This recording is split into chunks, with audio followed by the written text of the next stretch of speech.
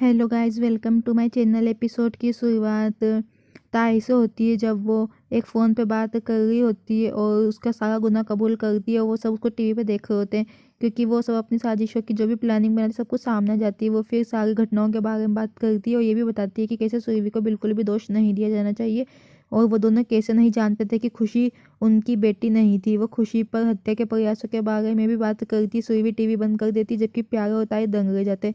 सुरभि कहती है कि जब कार्तिक ने त्याग किया तो उसने उसे बेनकाब करने का फैसला किया और इसलिए जतिन को आश्रम भेज दिया और एक बार ऐसा होने पर उसे घर भेज दिया गया। वो कहती है कि वो जानती थी कि ताई घर में वापस आकर चुपचाप नहीं बैठेगी और आने से पहले उसने उसके कमरे में सीसीटीवी कैमरा लगा दिया था। वो कहती है कि वो खुद उकसाने के लिए ताई के पास गई थी ताकि वो एक्शन मोड में आ जाए और सब कुछ धुंधला कर दे।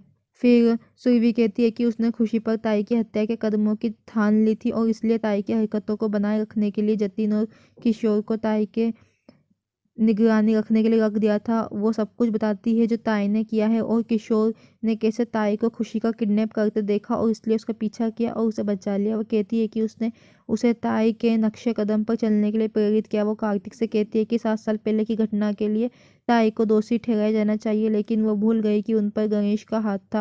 वो कहती है कि उसने हमेशा उसे गलत समझा जबकि सच्चाई है कि वो खुद नहीं जानती थी कि लड़की उसकी है।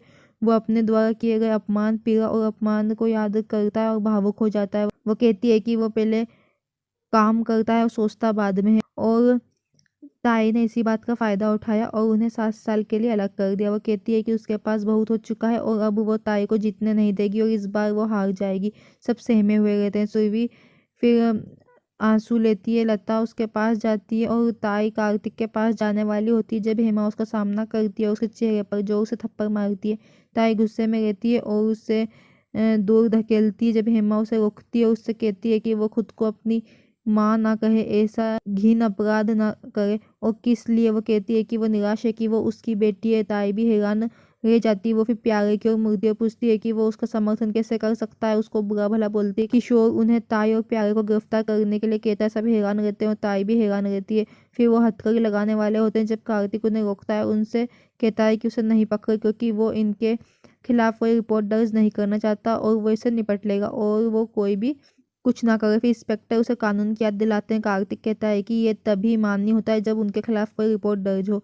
फिर ताई मजाक से मुस्कुराती जबकि सुरभि और लता चौंक जाते हैं।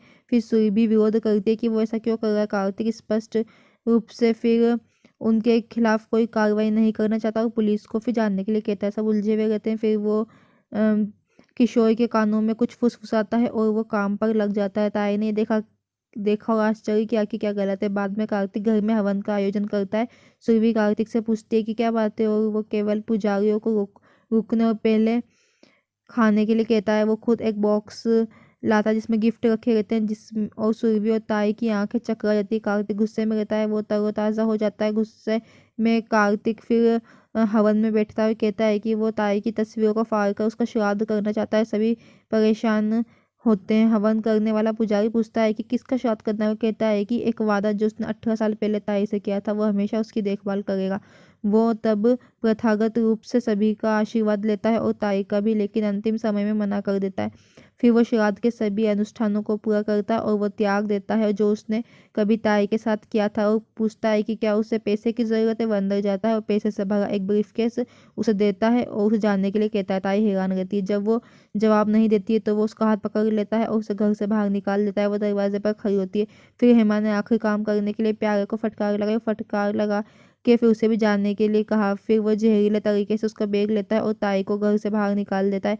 पूरी तरह से टूटा हुआ और परेशान होकर कार्तिक वापस अंदर आता है। सुरभि उसका साथ देती है और उसके पास खड़ी होती है। ताई गुस्से में जलती है जबकि सुरभि उसका हाथ पकड़ती है और उसे विजयी रूप से देखती है। वो प्यारे के साथ बाहर जाती है जबकि सुरभि उसे प्यार से देखती है।